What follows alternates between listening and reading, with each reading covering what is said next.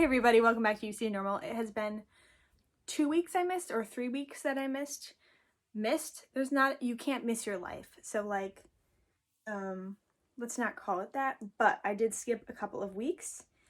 The last video I did was a big ramble video. This one will be 2. So last video I talked about, might I need a new diagnosis of ADHD? And so since then I had an appointment with my psychiatrist, and basically, and I took notes on it for this video, this is where we're at. Question mark, question mark, question mark, anxiety. So like it's sort of impossible to tell what could be ADHD versus what is just my anxiety and perfectionism, because all of those things are so intertwined. So we don't have an answer to that yet, but rather, that's not what I went in there for. I just went in there to see, like, am I sort of on the right track or not?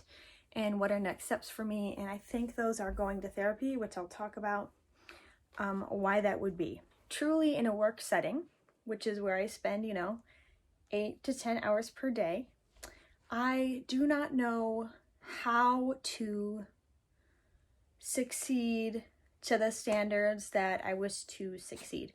And this is not talking about measurable things or like getting tasks done. This is just like, I don't know how to operate if given a day and maybe some things to do, and I don't know how to figure out how to do that. So I'm trying to work through some strategies, and that's what I would like to talk about in therapy, is how to do that. So basically it's like, I always feel like I'm putting out disasters. I'm never moving forward on the things I want to. I make lists of tasks that I think I'm prioritizing and that those are the most important, but I do the first one and I don't do any other of them.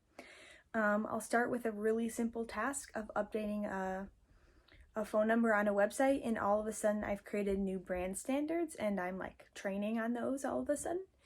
And so I don't feel like I'm moving forward, or I get it yet. I don't understand how to work. And I don't think that's a bad thing either, because, I haven't been in this setting for this long ever. You go to high school, and I also went to college, and those settings are not like working, like a 9-to-5 job. It's not the same. They also don't tell you how to set that up and how to do those things. Unless you do happen to go out of your way to seek organizational types of classes, or if you have ADHD and people sit down with you and they teach you how to do some things, So I kind of need that. I definitely need that. Until then, I'm just trying different things, and I don't even know. Like, part of me says, yeah, a therapist could help talk you through strategies and keep you accountable, which is a lot of the reasons why people go to therapy, which is why I go to therapy. But I think a lot of this I have access to on the internet, and I almost feel like unless I've exhausted that, I shouldn't be almost like taking treatment away from others, because we all know how hard it is to get mental health treatment. So, especially now. So while it's become largely more accessible through video visits during the pandemic, there's also way more people discovering that they need care. So it's like a double-edged sword, just saying. Yeah, essentially I don't know how to work. If you know what I'm talking about, or you're feeling me, leave me a comment. I'm interested to know. You can also let me know, though, if you don't quite get it and you want me to explain it further, or talk about what like a day looks like for me and why I find that problematic. Okay, the next thing, and this is the final thing actually, I wanted to talk about is how to accommodate yourself. So we accommodate others all the time, literally all the time.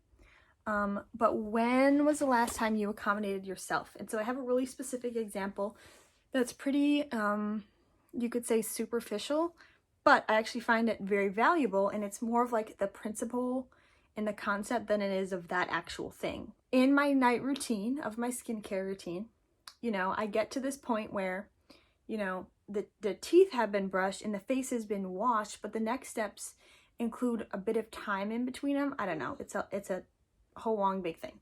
Instead of waiting around in my bathroom, I can relocate those tasks into my bed right before I go to bed.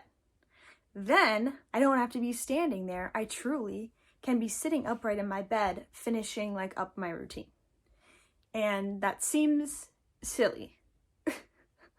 It seems like, why have you spent that much of your brain energy thinking about that? But really, it saved me, you know, like physical standing energy and brain energy. Like it's how I've accommodated myself. I've put the products in this little bag, and so whenever I'm about to go to bed, I just pick it up. Like, that is an example of a way that you can accommodate yourself. Like, essentially, it's so you want to do a task or feel like you should and therefore are going to, and you want to create the least amount of friction to completing that task as possible.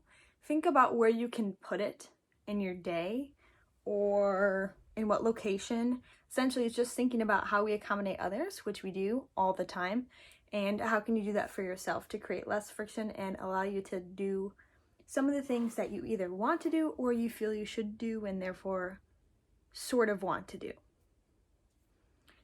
And I say it like that because while you feel there are things you should do, it doesn't mean you have to. But if there are things that you should do that you also kind of want to do the things that you should do, then there's like that category of things. I don't know, and that makes perfect sense to me. That's the problem. So thank you so much for watching this video. I hope to see you next week, and yeah, leave me a comment if you can relate. I'd love to hear about it. All right, bye.